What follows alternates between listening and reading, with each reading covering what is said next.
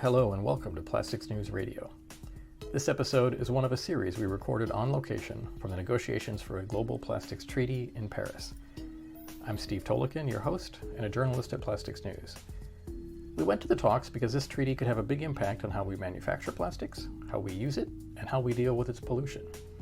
Over the next 18 months, diplomats from more than 150 countries will try to reach an agreement. In Paris, I talked with both industry and environmental groups about what they want. In this episode, we hear from Betsy Bowers, head of the Expanded Polystyrene Industry Alliance in the United States. Betsy said she was in Paris to listen to what countries wanted and to prepare to push back against some early calls in the treaty to restrict EPS packaging. We're here with Betsy Bowers, the executive director of the EPS Industry Alliance in the United States. The alliance represents companies that make expanded polystyrene foam products, both foam insulation in building and construction and foam used in protective packaging for shipping consumer goods like electronics and appliances. We're sitting here in Paris on the last day of this round of plastics treaty negotiations. Betsy, thanks for being on the podcast. Thank you, Steve. We really appreciate the invitation to talk to you today.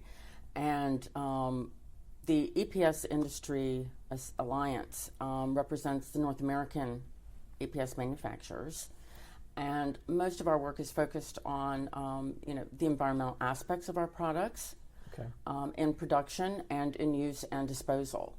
So we have been very interested in the United Nations treaty and been a great learning experience here this week. Okay, and you have been here all week, as I understand, of course. Yes, right? I have. Okay. Can you talk about what goals your organization has for the plastics treaty talks or the treaty in general? Yes, I think that we would like to see that the polystyrene industry and as well other industries are better understood in terms of application versus polymer. So when plastics pollution, which is very unsightly, and we've seen lots of images this week looking at the consequences of the plastics pollution. We see that those images are tied to disposal methods and tend to spark questions about, well, how is this being disposed of? But we think that one of our goals is to help understand the value of plastics, and especially plastics packaging, that it plays in helping to keep our planet healthy, food healthy, water clean, all of those different areas that plastics contributes to. And we saw in a lot of the comments, even from Ingrid Anderson, the president of France, and other member states speaking this week. Okay, you're referring to Ingrid Anderson, who's the executive director of the United Nations Environment Program? Yes, I'm so sorry. Yeah, no, it's okay.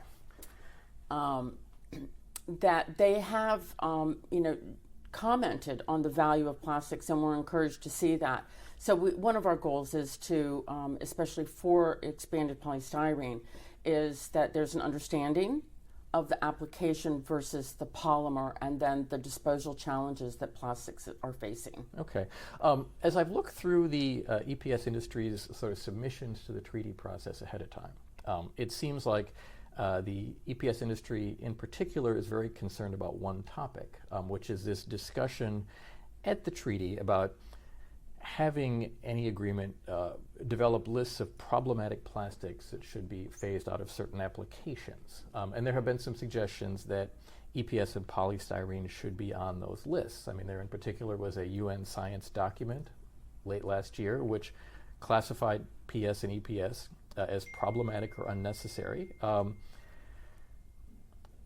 Is that?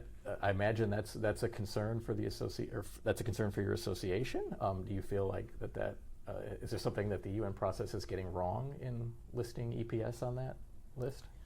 We think there needs to be much more robust criteria developed when they're looking at plastics elimination as an option. We think that there needs to be criteria looking at specific goals that they're trying to achieve and weighing it against what they're looking at for recycled content, what they're looking at for those materials that are already recyclable.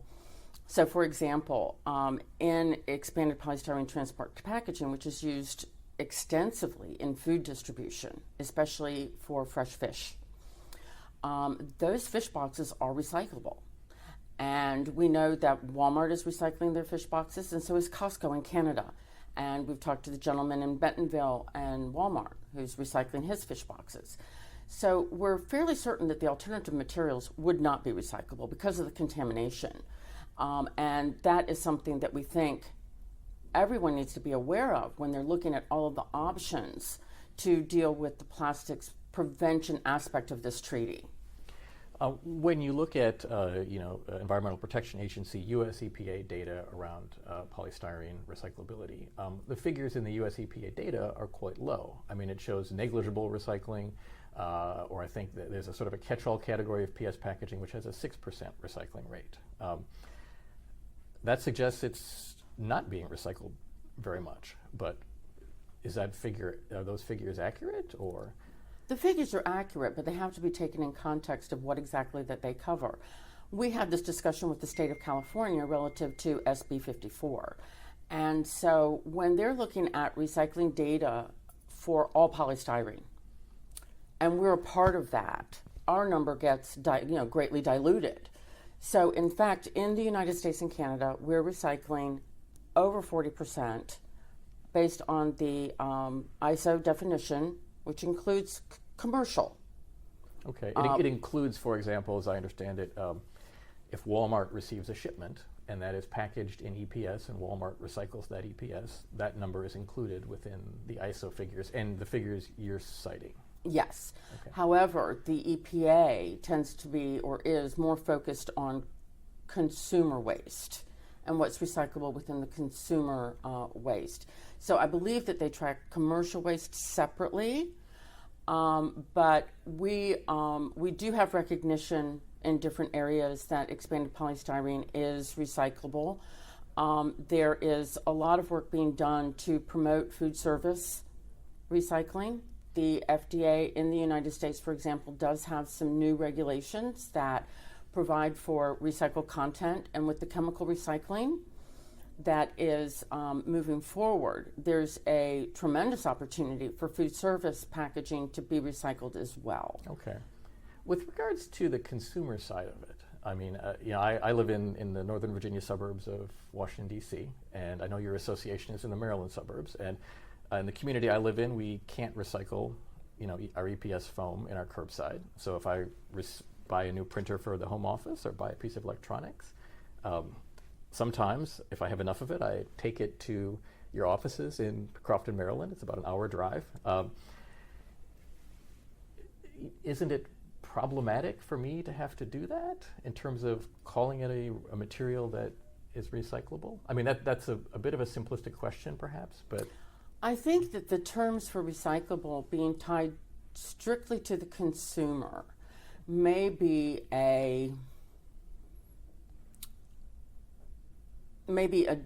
difficult sort of equation in terms of wanting to increase our recycling rates.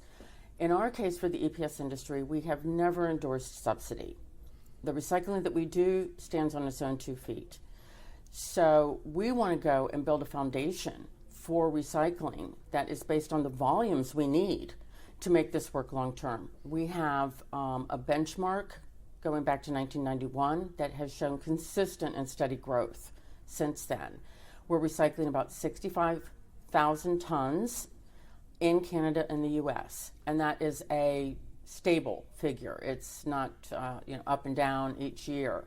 Okay. So that's something that we're very proud of. To the extent that it includes post-consumer, we would say that it is a small portion of that, but it is allowing us to add on some post-consumer, like we're working with the state of Oregon on their implementation of their environmental producer responsibility bill. Okay. Yeah, no, and that's a point also I wanted to get into, and I think it relates to the treaty discussions. We're hearing a lot of statements this week from country delegations and from industries and from other observers about the steps being discussed in the treaty to improve the circularity of plastics, whether that is extended producer responsibility programs, recycled content mandates, design for recyclability standards, things like that.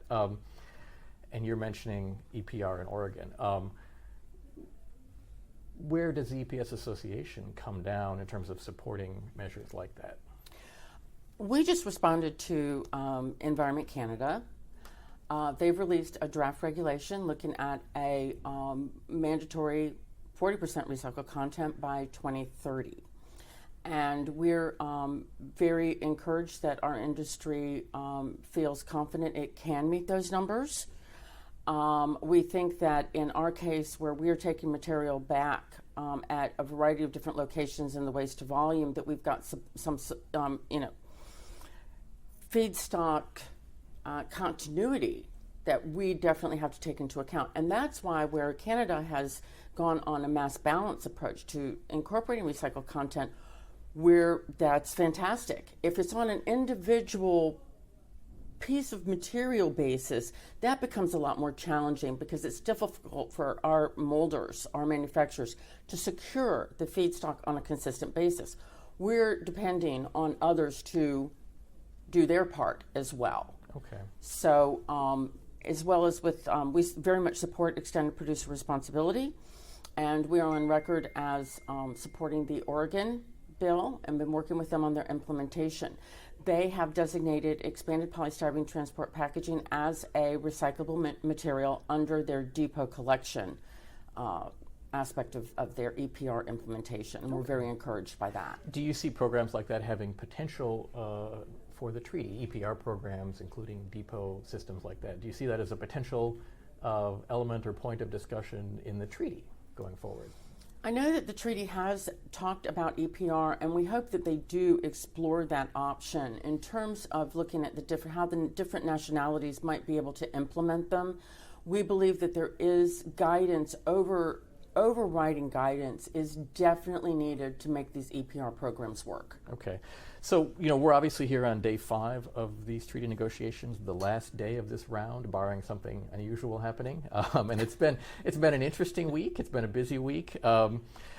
Just curious to learn a little bit about your day-to-day experience here at the Plastics Treaty. What's it been like for you? What have you learned? Well, I've learned a lot.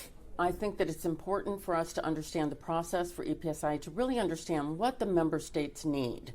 What are their information needs? How can we help them? That's what I've been paying attention to the most.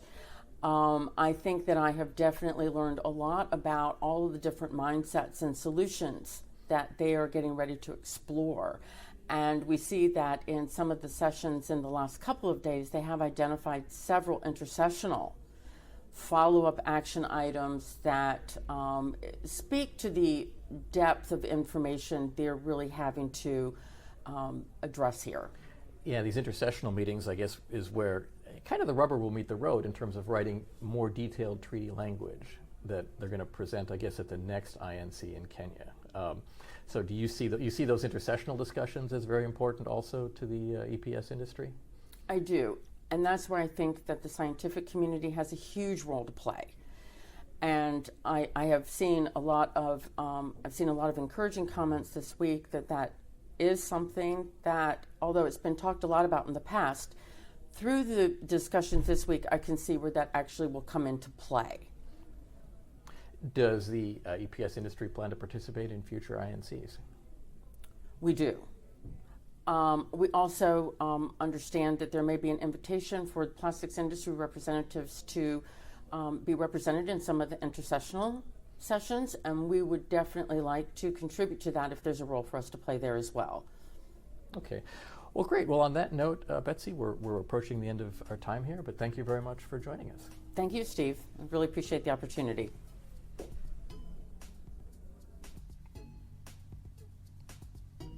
This has been a Plastics News production. For more on the Global Plastics Treaty and other stories on plastics public policy matters, visit us at plasticsnews.com.